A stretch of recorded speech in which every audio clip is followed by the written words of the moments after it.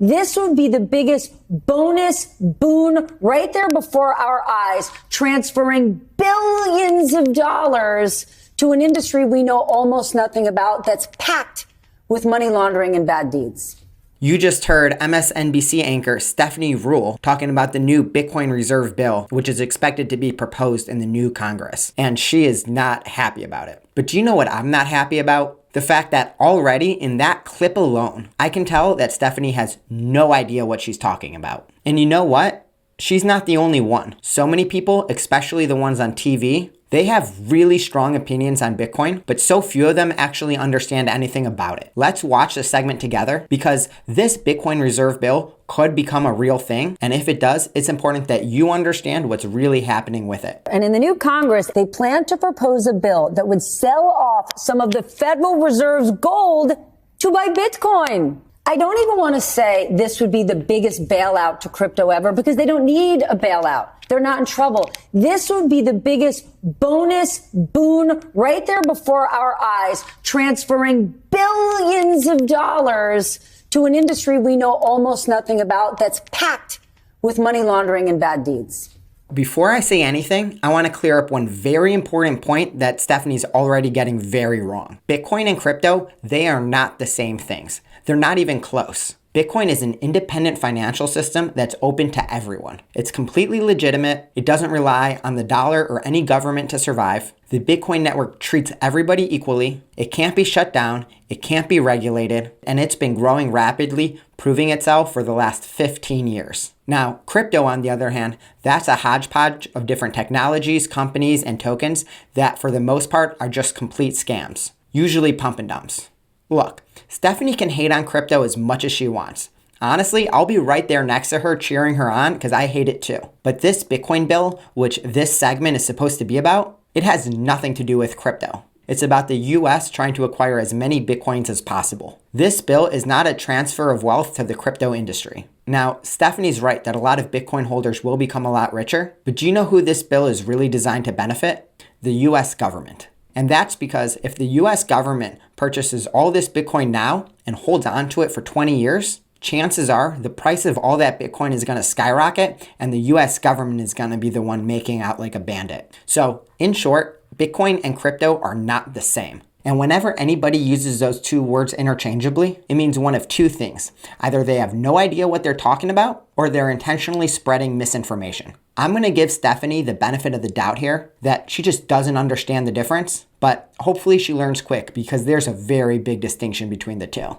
Let's see what she says next. It is a kind of a bailout. I mean, Bitcoin's been around for 15 years. It hasn't delivered on any of its promises. It's as old as Uber. It's old as WhatsApp, but nobody's really using it for anything. I really don't see how Zeke can say that with a straight face. To say that Bitcoin hasn't delivered on any of its promises and that nobody uses it just puts him so out of touch with reality. Since it started, Bitcoin has been the #1 investment in the world, and it's literally being used by people in every single country. How does he think that people use financial assets like gold certificates, stocks, or bonds? They use it to store and increase their wealth, and that's exactly what they're doing with Bitcoin. And the idea of trying to compare it to consumer applications like Uber or WhatsApp, that comparison just doesn't make sense. I'm really hoping Stephanie just doesn't agree with him here. Well, it has delivered on something. It's a trading vessel for people who have made a ton of money and lost, but who've made. Well, it's delivered on one important thing. It is a store of value, not too different than gold, right? So it's up 30,000% in the last 10 years. Good for Stephanie and Dan for correcting Zeke here. Stephanie said that it was a trading vessel. Major props to her for pointing that out. And Dan added that it's up over 30,000% over the last decade. At least on this point, Dan and Stephanie seem to be more in touch with reality. So when I think about what's going on here, it's a $2 trillion market cap. It's not going away. And if you think about why it's gone up of late is because of the promise of deregulation, the leaning in. And I'll just say this, if you think MAGA movement is a strong political movement, just wait until you see these Bitcoiners. This is like one of the strongest financial religious movements that I've ever seen as long as I've been in the business for nearly 30 years. So what Dan said here is actually really important. He basically said that Bitcoiners are one of the most diehard constituencies, and he's absolutely right. Bitcoiners love Bitcoin.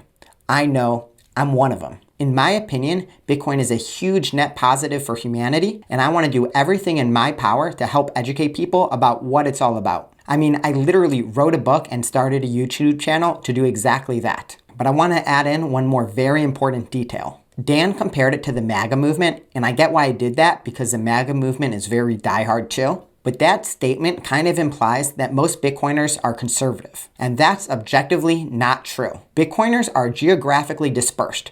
They're all around the world in every single country, and they speak every different language. And in the United States, they actually did studies on this. Bitcoiners are split pretty evenly amongst political ideologies. This means that Bitcoiners are progressive, that Bitcoiners are conservative, they're in between, and they're apolitical. Do you know what's actually the biggest indicator determining whether or not you like Bitcoin? It's how much you understand it. Basically, the more you understand Bitcoin, the more you want to rally behind it. But back to Dan's point, yes, Bitcoiners are very loud about how much they love Bitcoin in a way that can be reminiscent of MAGA, but it's also very reminiscent of other intense movements like the pro-choice movement as well. So, to any politicians watching this, chances are a lot of your constituents are very pro-Bitcoin and the numbers only set to increase over time. You know, when you think about this, I know you did a lot of work on this. Some of the smartest people that I know in finance and in tech believe in this. And they believe in the technology that's underlying it. Okay, it but two things can be true. Okay, that's my point. Two things can be true. Yeah.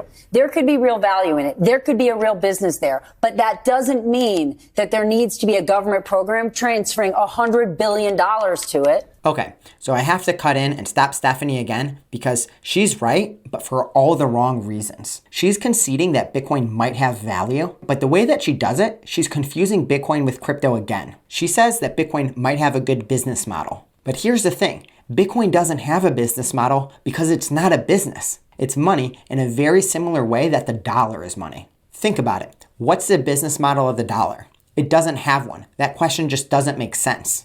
You know what does have business models though? Most of crypto. Most of the business models are pure pump and dumps. Some, sure, are a little less scammy, but for the most part, everything in crypto is a business, and it's all controlled by centralized players. Bitcoin isn't like that. And I want to give Stephanie a little bit of credit here because she's right that just because Bitcoin is valuable doesn't mean that the government needs to be acquiring it. But in reality, it's precisely the reason that Bitcoin is valuable that the government wants to be acquiring it in the first place. And it's not just the US government either. Other governments want Bitcoin too. A lot of smart people think that there's a very high probability that Bitcoin becomes the future of money. And if they're right, the countries that buy early are going to have a huge advantage over the countries that come late. Let's give you the Hawk-Tuah girl example, okay? Yeah. A drunk girl outside a bar who becomes famous for a lewd comment, more power to her, okay?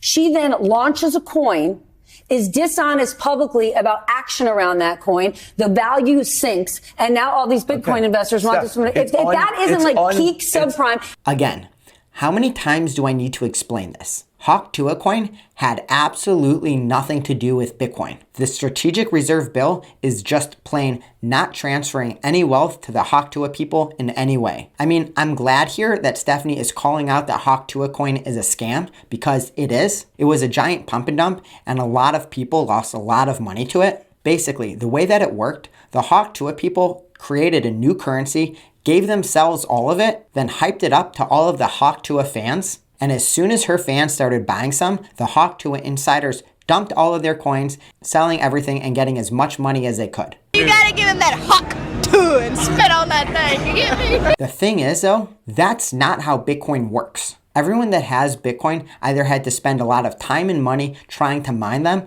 or they had to buy them at fair market value. That is just a night and day difference in between the two. So please, stop confusing Hawk-Tuah coin with Bitcoin. Saying that Bitcoin is bad because of Hawk-Tuah is like saying that Diddy Kong is bad because of P. Diddy. Sean Diddy Combs was arrested tonight in New York City. It just makes no sense. The two aren't related. And I feel like I hear this kind of stuff all the time, and it's just so frustrating. I really hope somebody will correct her. I'll just say this. There's a finite supply. I'll just say this. I'll just say a finite supply of this. You know who's buying it? Putin's buying it. Kim Jong-un's buying it. So when you think about that, Dan Nathan's buying why wouldn't we be in the same game? Okay, so Dan didn't explain that Hawk-Tuah had nothing to do with Bitcoin, But he did make another important point, and that's that America's enemies are buying Bitcoin. And this really goes into one of the core reasons why America needs to be buying Bitcoin too. Remember, Bitcoin is a neutral asset. It treats everyone the same, whether they're good or bad. So if you think that we're moving into a world where Bitcoin could become more important and more valuable, and you realize that nobody has the ability to control Bitcoin and print more of it like we do with the US dollar, then it creates this dilemma where if we ignore Bitcoin,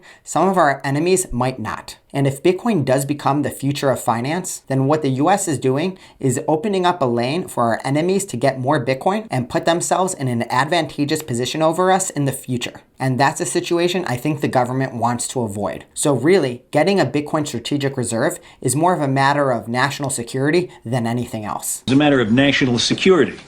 And considering the trajectory of what Bitcoin has already done over the past 15 years, from being worth less than a fraction of a penny to more than $100,000 a coin, an asset that is proven resistant to all sorts of government crackdowns, how much do you think any government should be willing to wager that Bitcoin's just gonna magically go away? If the answer is anything less than the security of the country, then the US really needs to start getting some. And if the price continues doing what it's doing, the longer that they wait, the harder it will be. And the more opportunity other countries will have to build their stack instead of us. Okay, Right? and so all these boys in their basements, right, taking their graduation money and saying, I'm not going to college, I'm going all crypto all the time. On Friday, I spoke to a bunch of high school personal finance teachers who cannot even get their students to focus on learning what mortgages are because they're like, I'm all in on crypto. That's my future. Yeah, but what if it is the next thing? So why, you have an asymmetric sort of opportunity here. It can only go to zero and it can go up, to the moon, right? So you're saying there's a chance.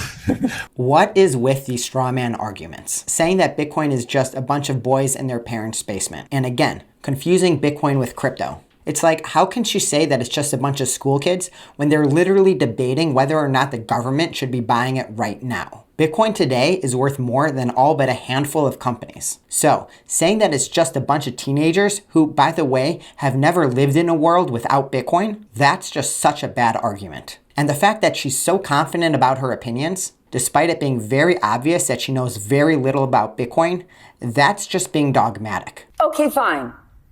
Right? Let's say we buy everything Dan is saying. But in order to do that and have a true level of success for the masses, you need smart regulation and some level of guardrails. And right now it feels like we just going to let it rip.